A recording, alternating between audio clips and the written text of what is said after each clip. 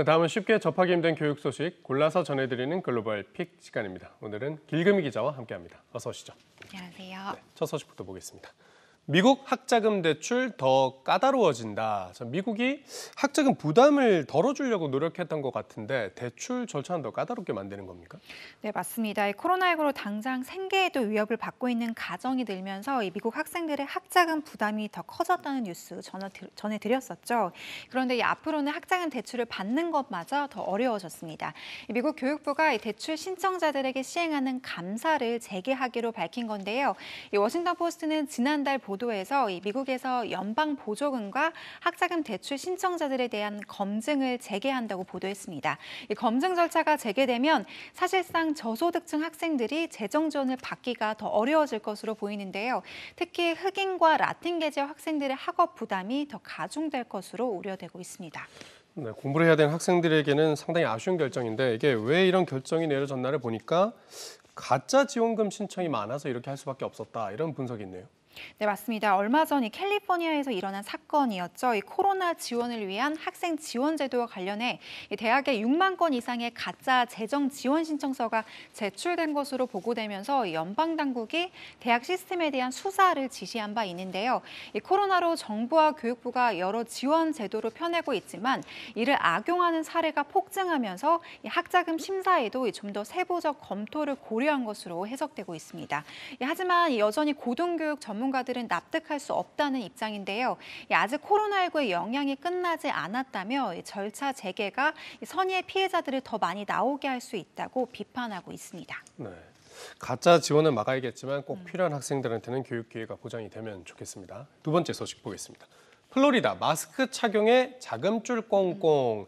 미국의 그 마스크 착용을 둘러싼 갈등인 것 같은데 이게 이제 자금줄까지 묶어버렸다. 어떤 내용입니까? 네, 미국에서의 마스크 의무화를 둔 논쟁이 정말 끝날 기미가 안 보이는데요. 이번엔 플로리다주가 도마 위에 올랐습니다. 이 플로리다주가 주지사의 명령을 무시하고 이 마스크 착용을 의무화한 학군에 대해 무서운 벌을 내렸습니다. 이 주정부의 자금 지원을 막은 건데요. 이 외신은 플로리다 교육부가 올 가을 학기 교실에서 이 마스크를 의무화한 2개 학군에 대해 자금 지원을 보류했다고 전했습니다. 예산 제한을 받은 학군 이 알라추아 카운티와 브로워드 카운티인데요. 일각에선 이 플로리다주가 사실상 정부와의 전쟁을 선포한 거 아니냐 하는 해석까지 나오고 있습니다. 네, 연방 정부는 지금 그 보건당국의 의견을 받아들여서 가급적 마스크를 씌우라고 하고 있는데 이 플로리다주는 마스크를 의무적으로 씌우는 것을 오히려 금지한 주죠.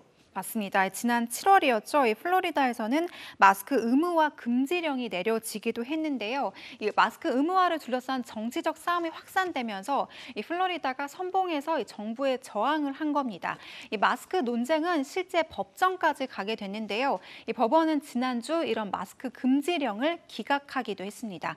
이 관련해 플로리다 주정부 관계자는 이 주정부는 자녀를 위한 의료 결정을 내릴 수 있는 이 부모의 권리 보호를 위해서 계속해서 소신껏 싸워 나가겠다고 언급하기도 했습니다. 네, 이 마스크 착용권이 이제 부모에게 있다고 보는 공화당 정부와 민주당 정부가 계속 갈등을 하는 건데 어떤 결론으로 갈지 한번 지켜보겠습니다. 마지막 소식 보겠습니다. 족보 거래보다 무서운 무료 공유. 자, 족보 거래하면 저희가 대학교 시험에서 이렇게 그 문제지 돌리는 건데 이거를 돈도 받지 않고 무료로 공유한다. 이건 어느 나라 이야기입니까?